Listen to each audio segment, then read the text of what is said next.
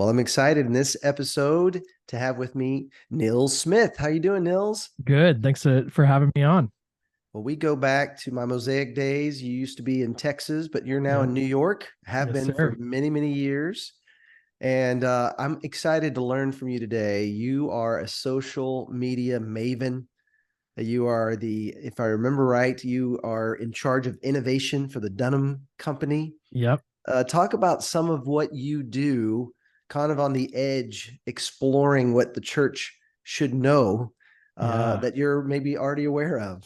Yeah. So Dunham and Company, basically what they do is they help ministries do more ministry. And so that's done primarily through fundraising and marketing and media. And so it's my role at Dunham as their head of innovation to run ahead of those ministries. And so our CEO, Trent Dunham, would say it's my job to be 3 to 5 years ahead of where ministries are going. And so, when I started with them probably 8 years ago, now maybe 9 years ago, it was things like social media, it was YouTube, it was podcasting, and it's still, ministries are still just getting started on some of those things. But in the last few years, that's been things like cryptocurrency and crypto donations, or we've had a lot of conversations about metaverse, and I think sometimes it's even helping to navigate when should we begin to adopt and integrate some of these new technologies. Right now, I would say I'm having, half my conversations around AI and what do we do with AI.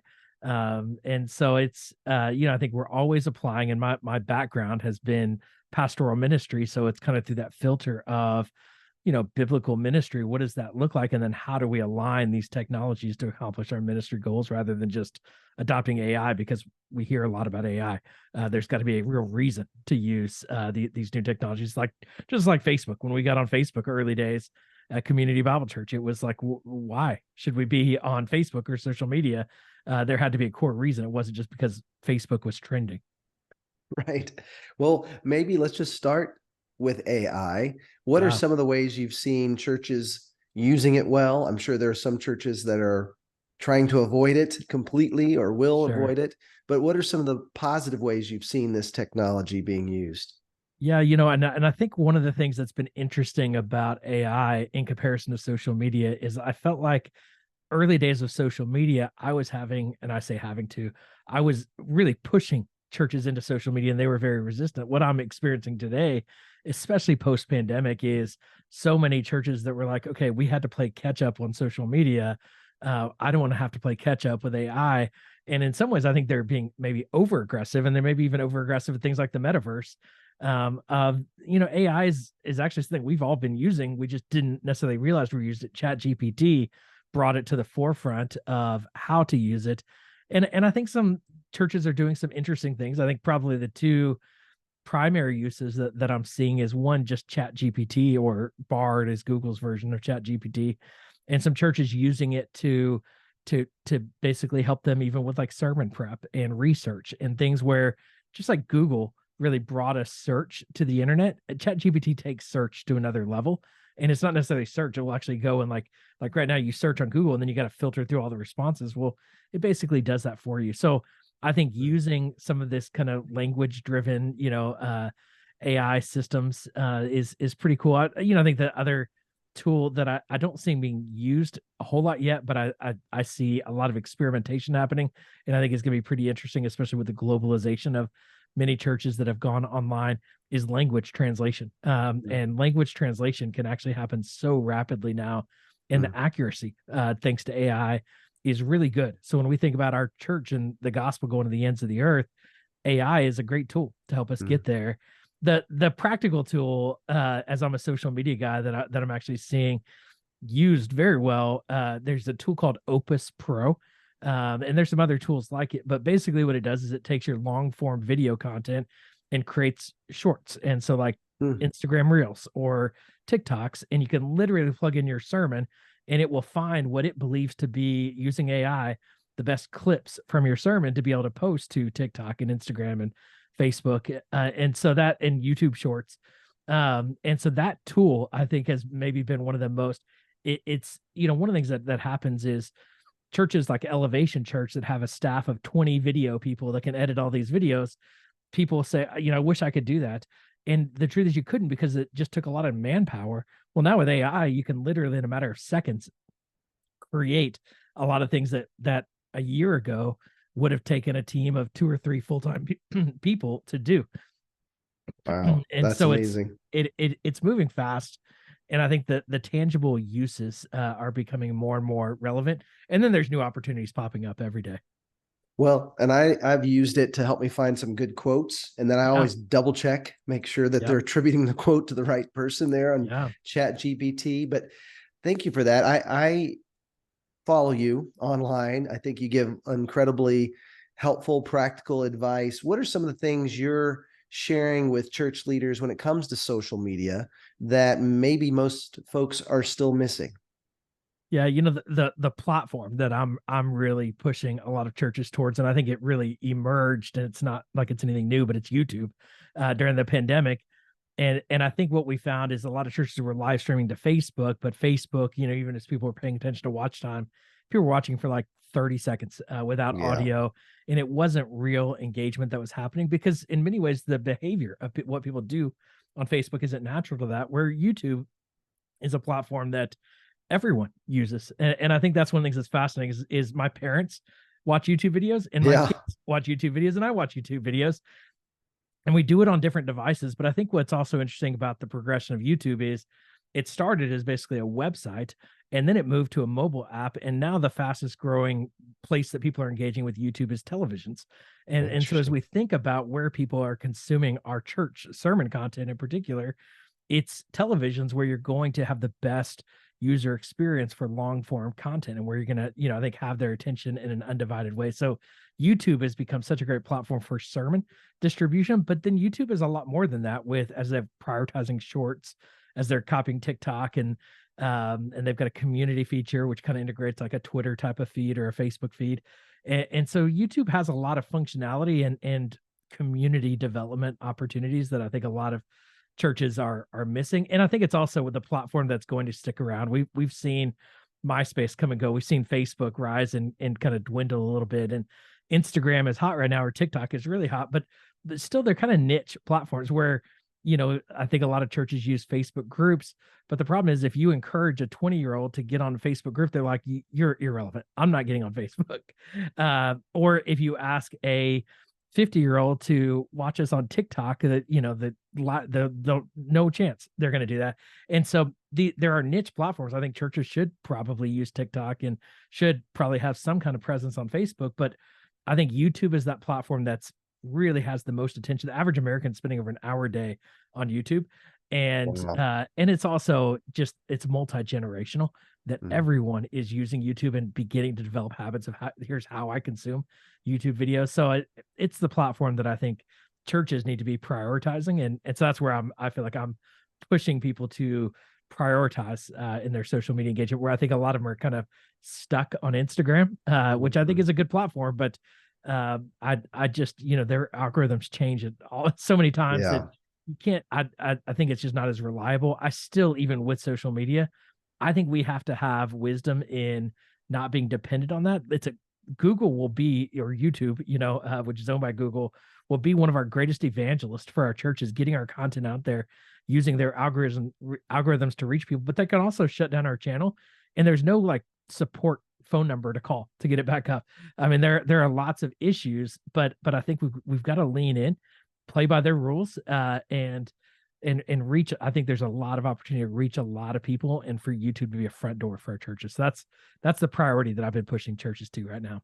Well, and especially when you're thinking of, reaching people that aren't connected to church. I mean, it's the second most used search engine, if from what Yes, I understand. yes. You mentioned streaming. What, since the pandemic, have you seen happening when it comes to online campuses at churches? What's still working? What have people shifted to, pivoted from? I'd be Yeah. curious some of your insights on that. Yeah, it's interesting. I mean, I think we saw a mass adoption of live streaming in particular during the pandemic. And it's, I think what we're seeing, or what generally I'm seeing, is there was obviously a big surge during the internet that people saw how real it was, but I think there's also a movement back to and a need and a desire that we have for flesh to flesh, face to face community. And streaming is an opportunity to reach people we might not otherwise reach, or it's an opportunity to engage people that can't maybe be there. But I think that the shift that I see a lot of churches making is understanding that the behaviors online are different than our behaviors in person. And so the realities of our behaviors in person is to meet somebody face to face, you've got to do it at a specific place at a specific time. And that's, and you gather, whether it's a small group or, a coffee or a worship experience, you do that at a specific time and place. The reality of how we consume media, though, is we've really moved to like a Netflix of consumption, where we watch or listen with podcast and with whatever. We've kind of, this is where broadcast television and radio are kind of dwindling, where you have to, if you want to listen to a certain show and watch it at 7 p.m. on Wednesday, we're like, I'd rather, we even stopped doing that with DVRs, so our behaviors had already started changing. And so I think what's happening with churches is people want to consume your sermon content in particular, or, will find that content, but they don't necessarily just want to consume it on Sundays at 11 o'clock during your live stream. So a lot of churches have been putting 90% of their effort into their live stream and then just repost that for on demand, when the reality is 90% of their engagement is happening on demand. So the churches that I think are seeing a lot of success are really prioritizing distribution through on demand content, and really thinking through, how do we integrate calls to action into that sermon, also knowing that somebody might watch this 2 years from now and take action. And so it doesn't stop when the live stream ends. It doesn't stop when the service ends. It actually will continue for years to come. And I think that creates a significant ministry opportunity. I like that. Tell us a little bit more about some of these evergreen calls to action, or ways that you've seen churches do that well. Yeah, this is where it's often a moving target, because a lot of these platforms, even YouTube, they're in the process of removing links from your YouTube profile. But one of the things that we found, and one of the churches that I've worked with is Transformation Church in Tulsa, Oklahoma, and they've done an incredible job reaching a huge audience on YouTube. And one of the things that we found is we started calls to action with it being a link to their church's website. Very few responses to that, because somebody had to remember that link, and often it was like transformchurch.us/invite or whatever the website was. And it just, people weren't responding to those calls to action. So then we moved to a phone number of text us if you want to do this. And there was a 10-digit phone number. And I remember, Eric, we actually had somebody call our church and say, you have to change your phone number, because I keep getting text messages that say saved to my phone number every Sunday at 11, when the live stream would take place. And her phone number was just 1 digit off from our, so by having a 10-digit number, though, it led to a lot of mistakes, that literally this person was getting overwhelmed with people getting saved, texting the wrong phone number. So we knew that we were actually missing a lot of people. So we moved it to a short code. So at 828282, and we saw 3 times the number of indicated responses to both salvations and giving, which were those kind of key calls to action that we were consistently putting out every week. And so by just making it easier for people to respond, so for them, SMS was that primary call to action. Others have maybe an easier URL or website that works, or sometimes people even use an email, just say, email us at this, and that works as well. But I think at the end of the day, you've got to have the clear actions that you want people to take. And I think one of the things that I've seen churches do is they do have those calls to action in their live stream, but they leave them out in their on-demand content. And I think your 90% of your audience is missing those calls to action that you want people to take.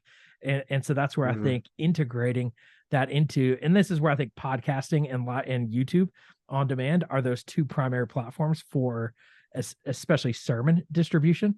And then there's so many other content types. I think that once we begin to get into that flow, we realize, oh wait, we could actually take our men's Bible study and put that online too. Or we could actually take our, or let's actually maybe create a show, that's podcast style for our church. Sandals Church is a great example of a church that's doing a great job of creating, additional content for their people. And so there's so many opportunities there.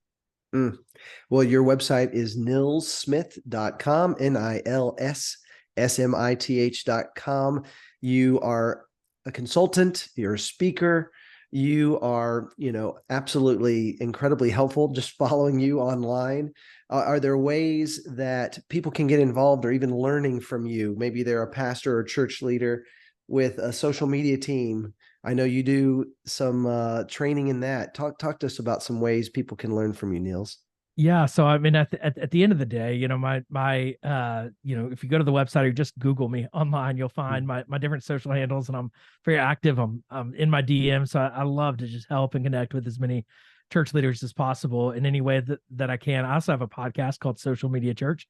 So socialmedia.church is that website, and one of my priorities, Eric, right now, and I'm launching one of my first cohorts, and I'm hoping to do it multiple times, is a program I'm calling Church YouTube Lab.